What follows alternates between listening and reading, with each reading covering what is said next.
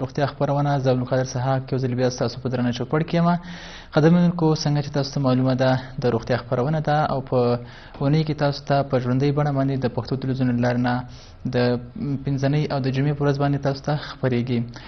قدرمنونکو، څنګه چې تاسو ته هم معلومه ده د اوړي موسم ده. په دې موسم کې که څه هم تېره اونۍ کې تاسو ته مونږ د نس ناستې، د زړه بدوالي او داسې په اوړي کې نور ناروغۍ چې د داخله نه متخصص پر اړوند وو هغوی تاسو مونږ مېلمه کړي. په نننۍ ورځ باندې په نننۍ اونۍ کې تاسو ته مونږ د پوستکي ناروغۍ په اړه باندې خپله موضوع چمتو کړې ده چې د اوړي په موسم کې په پوستکي کې څه ډول ناروغۍ رامنځته کېږي. په دې کې مختلف نوعه دانې راوځي په بدن باندې، خارښتونه راوځي په بدن باندې، همدغه ډول نورې ناروغۍ دي چې په پوستکي کې رامنځته کېږي. که څه هم زموږ نننۍ موضوع د اوړي په موسم کې څه ډول ناروغۍ رامنځته کېږي په پوستکي کې په دې اړه باندې ده، نو په نننۍ خپرونه کې موږ سره ډاکټر صاحب زلمی خان صاحب چې د پوستکي ناروغیو متخصص ده موږ سره په خپرونه کې مېلمه ده. ډاکټر صاحب، په خپرونه کې تاسو ته ښه راغلاست وایو. مننه کوو له تاسو نه چې خپل قیمتي وخت مو موږ ته راکړ او زموږ لیدونکو ته راغلي او خپل معلومات موږ سره شریک کړه. مننه. زما سلامونه ونیي کې هم د پښتو له نړیوال تلویزیون له لارې ټولو افغانانو ته چې هر چیرې مې ورته وړاندې کوم او د لوی څښتن تعالی څخه ورته ښه ژوند کامیابي غواړم او بیا هم خوشحال یم چې د خپل افغانانو په چوپړ کې مننه. مننه کوو ډاکټر صاحب، بیا هم له تاسو نه ډېره مننه کوو. قدرمنونکو، تاسو هم کولی شئ چې موږ سره په دغه خپرونه کې ګډون وکړئ او د ګډون لپاره زموږ د اړیکې شمېره ستاسو د تلویزیون په مخ باندې ښکاري. تاسو کولی شئ چې په دغه شمېره باندې موږ سره اړیکې ونیسئ او خپلې پوښتنې مطرح کړئ. زموږ نننۍ موضوع د پوستکي ناروغیو په اړه باندې ده چې په پوستکي کې د اوړي په موسم کې کومې ناروغۍ رامنځته کېږي، د هغې مخنیوی باید څنګه وشي، درملنه یې څنګه ده، د کومو شیانو نه باید ګټه پورته شي او د کومو نه مخنیوی وشي. نو په دې اړه باندې کولی شئ چې زموږ متخصص صاحب زلمی صاحب نه خپلې پوښتنې مطرح کړئ. نو ډاکټر صاحب، لومړی به راشو مونږ تاسو نه لومړۍ پوښتنه همدا ده ډاکټر صاحب چې د اوړي په موسم کې څه ډول ناروغۍ ډېرې رامنځته کېږي؟ په جلد باندې. په جلد باندې بالکل ډېر ښه. جلد ډېر مهم ارګان ده چې د عضویت ټول هغه محافظتي سیستم دی کنټرولوي، خو په هر حال وړی، ژمی، منی ټول موسمونه په جلد باندې تاثیرات کوي. خو راځو ډاکټر صاحب، که بښنه وي یو اړیکه موږ سره په لاین باندې ده، دا به واخلو چې څوک دی موږ سره او د کوم ځای موږ سره اړیکه نیولې ده. نو ګورو چې دا موږ سره څوک دی په لاین باندې. هلو، السلام علیکم. السلام علیکم، څنګه یې جوړې بخیر یې؟ شکر الحمدلله. مهرباني وکړه روجانه، څوک د کوم ځای نه مو اړیکه نیولې ده؟ د کندهار ولایت نه اسماعیل جان خبرې کوم. مهرباني وکړئ ګرانه. ډاکټر صاحب نه څه پوښتنه لرئ؟ زموږ نننۍ موضوع څنګه تاسو ته معلومه ده چې د اوړي په موسم کې په پوستکي کې یعنې په جلد کې کومې ناروغۍ رامنځته کېږي، په دې اړوند باندې ده کولی شئ خپله پوښتنه موږ سره مطرح کړئ. همدغه په لاسو باندې نښکه او دغه چې راخېږي دا به کومه وجه سره او دا په څه شي باندې ورکېږي ډاکټر صاحب زموږ دا پوښتنه وه. په لاسو چې شی راخېږي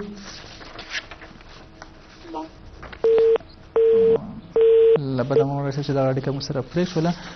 دوی هم څه لاسونو باندې زخې چې د راخېږي دي په اړوند باندې، خو دوی اړیکه پرېښوله. یو ځل بیا هم له دغه ورور نه هیله کېږي چې تاسو موږ سره اړیکه ونیسئ، ځکه ستاسو عمر ستاسو موږ سره ټول معلومات وشي. نو کولی شئ چې تاسو یو ځل بیا موږ سره هم اړیکه ونیسئ په دې اړوند باندې. نو بیا هم ډاکټر صاحب، د اوړي په موسم کې پوستکي کې څه ډول ناروغۍ رامنځته کېږي په دې اړوند باندې تاسو روانه وه، مهرباني وکړئ تاسو. نو کله چې موسم ګرمیږي د پوستکي ناروغۍ ورسره مختلفې په مرور د ځان سره زیاتېږي. د ټولو نه مهمه ناروغي چې په اوړي کې موږ ته راځي هغې ته پریکلی هیټ وایي یا ګرمه کې چې بالکل کله چې دغه ګرمي زیاتېږي د ده په وجود باندې یو قسم ته وړې وړې دانې راخېږي او دا دانې بیا کله دا شي چې ټول بدن ورنه په تکلیف کې شي، خصوصا ماشومان.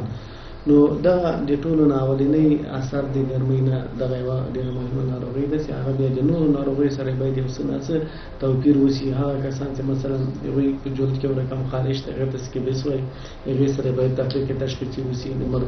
دغه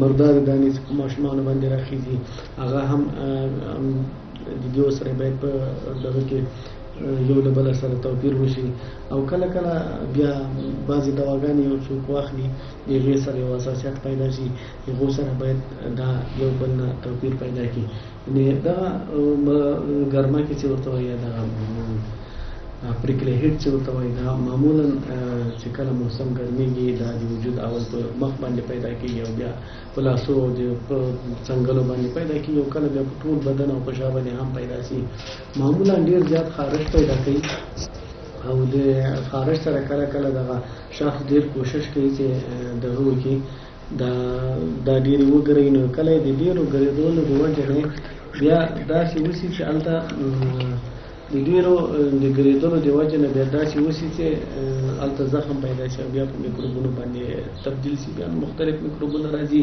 او دلته د په جلد کې مداخله کوي بیا دلته تکلیفونه نور هم زیاتېږي بیا داسې نورې ناروغۍ هم شته چې هغه په وړي کې زیاتېږي خصوصا دغه وایرل انفیکشن چې ورته وایي وایرسي ناروغۍ یا اکثره دغه هرپیز زوسته دا ویروسیلا دا چکن پاکس دا مختلفې ناروغۍ دي خو اکثره په وړي کې ماشومان یا د ماشومانو پوستکی چې هغه ډېر نازک د لمر سره مخامخ کېږي د هغې په مقابل کې یو نوع حساسیت پیدا کېږي یو نوع تغشات منځته راځي یا نو دغه د وړي په موسم کې دغه ناروغۍ زیاتېږي ډېر ښه ډاکټر صاحب بیا هم واقعي ډېر ښکلي معلومات هم ورکړل ډاکټر صاحب که څه هم په وړي کې تاسو ویلې چې مختلف نوع ناروغۍ دي چې دا رامنځته کېږي په دې اړوند باندې بیا هم په دې لاسونو کې د پوټکي اچونه چې لاسونه پوټکي ډېر زیات اچوي د وړي په موسم کې دغه ناروغۍ هم ډېره زیاته لیدل کېږي نو په دې اړوند باندې که تاسو بیا لیدونکو ته څه معلومات ورکوئ چې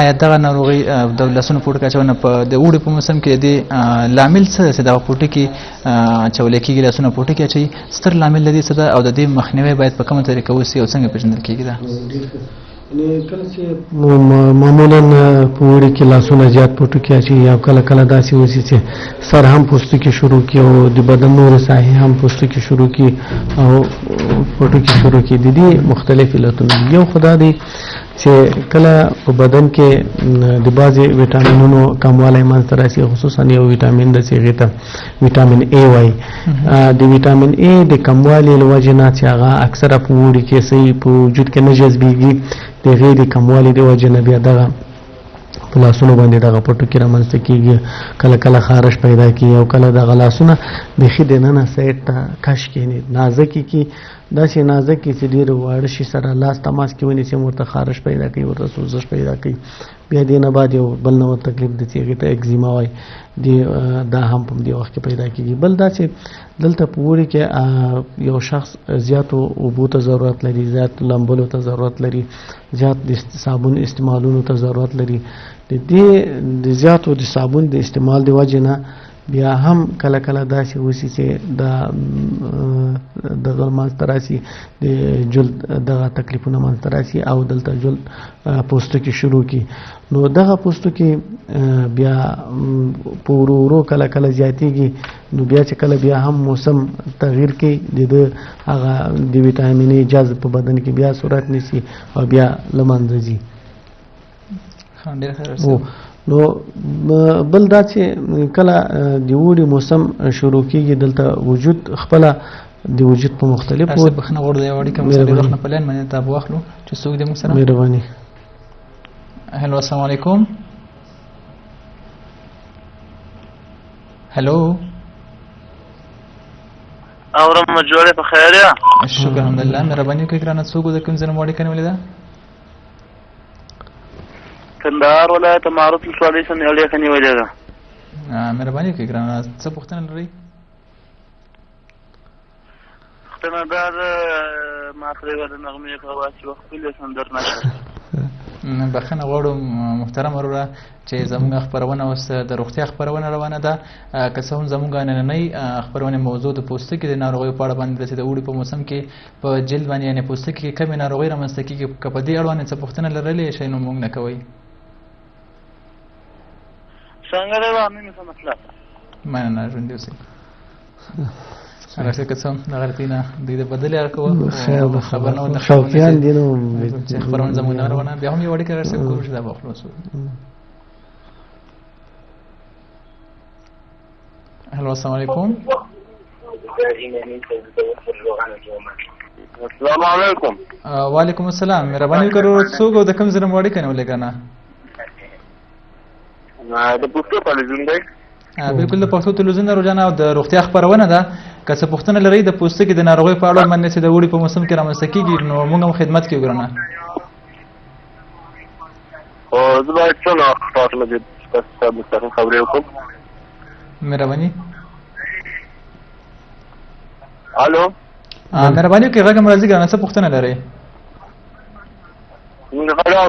ډاکټر صاحب ما پوښتنه دغه په اړه ده.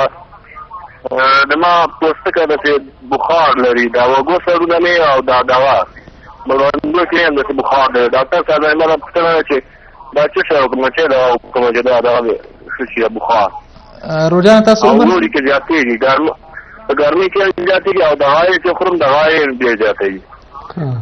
صحیح ده. سمه ده محترمه. ستاسو عمر څونه ده؟ څنګه چې ډاکټر صاحب عمر هم څونه ده؟ دا تاسو خبره ده سره نه ورغو که ما سوال واخیستی د ما د پوستکي باره کې د بخار ما وګو سره ډېر او د اوړي کې ګرما کې لږ زیاتېږي. سمه ده محترمه وروره. تاسو ځینې وړاندې درملنه کړې ده دې لپاره؟ لاړو ډېر لاړې اصلي ډاکټرانو ته موږ ته چې توماتو د فشار نه راکړي دي دا کار یې کړی نه دی چې په پولیس یې ورکړي نه دي دا بخار.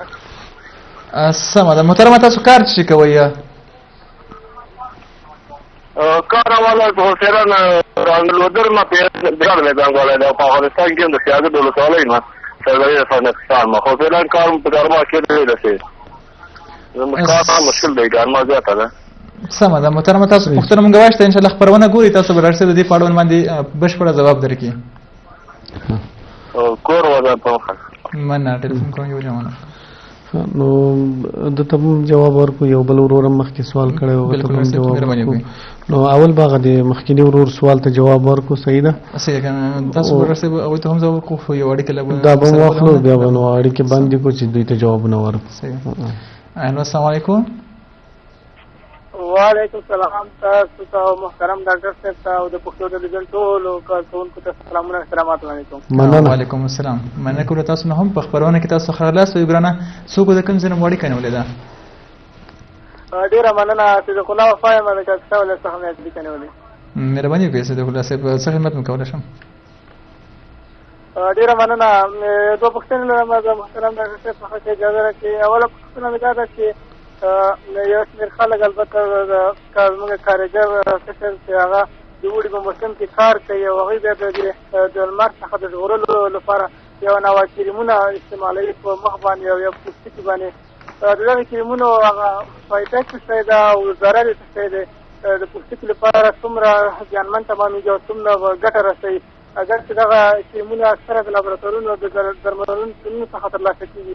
په دې برخه کې ډاکټر صاحب توضیحات غواړم. او بله پوښتنه مې دا ده چې د اوړي په موسم کې دا د پوستکي خارښ ډېر زیاتېږي. یعنې پوستکی هغه سر څخه وي که یا لاسونه وي په مجموع کې د ټول پوستکي خارښ زیاتېږي. د دې وجه څه شی ده؟ په دې برخه کې ډاکټر صاحب توضیحات غواړم. ستاسو توضیح ښه مننه.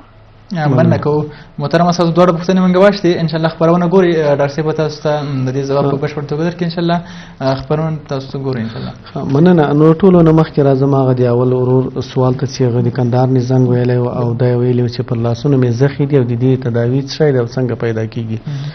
زخې یو معمولی میکروب ده چې دې ته یو وایرس وایي. دغه یوه ساري ناروغي ده چې د یو شخص نه بل ته ځي او د بل نه بل ته ځي او په ډېر ورو ورو دغه سرایت کوي.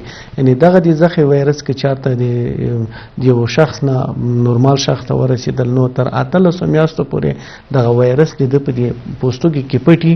18 میاشتې چې کله تېرې شي یا 2 کاله تېر شي هغې نه بعد د په پوستکي کې د زخې په شکل یا د دانې په شکل باندې دغه را پیدا کېږي. او که دا ورته ډېر متوجه نشي په اول وختو کې نو په ډېر آهسته آهسته ډول باندې د ټول بدن ته او د لاسونو ته دغه مرض دغه کېږي خپرېږي.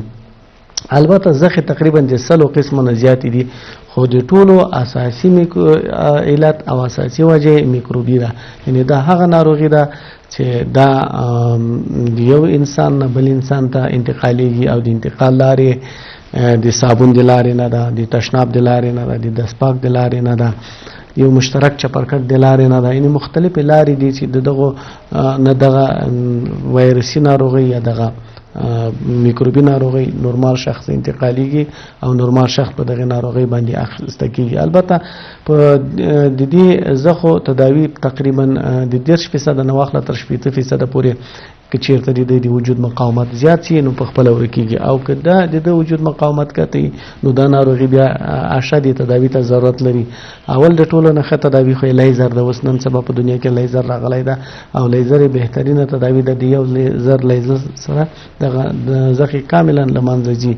دوهم که چیرته بیا هم لیزر نه بعضې کریمونه دي هغې د وجه نه بیا ورته مونږه توصیه کوو هغه دغې په وجه. او بل بیا یو بله تداوي اوس راغلې ده چې هغې ته کرایو تراپي ورته وایي او یا ورته د ګاز په واسطه نایټروجن اکساید ګاز د دغه په واسطه باندې هم دا تداوي کېدای شي. یعنې دا زخې باید کاملا تداوي شي او که چېرته د وجود ښه و مقاومت یې جګ و نو کېدای شي په مرور د زمان سره خپل منځ لاړ شي. په دې کې بیا اکثره خلک مختلفې نظریې ورکوي. کلیوال خلک وایي، څوک وایي چې په پیشو باندې اوبه واچوې په تا باندې زخې راځي، څوک وایي په سپي باندې اوبه واچوې په تا باندې زخې راځي. دا داسې خلک موږ ته ډېر روزانه راځي او بیا دغه موږ ته وایي چې دې په سپي اوبه اچولې او کلیوالې خبرې دي که نه او په لاسو یې زخې راغلې. نه دا د سپي د اوبه اچولو نه پیدا کېږي، نه د پیشو نه پیدا کېږي. دا یو میکروب ده، ساري ناروغۍ ده. دې شیانو ته ډېر متوجه اوسېږئ چې دا بیا کله کله داسې شي چې پوزې ته هم دا ناروغي انتقالېږي او کته د انسان دفاعي سیستم ته جینیټل سیستم چې ورته وایي هغې ته بیا ډېر انتقالېږي.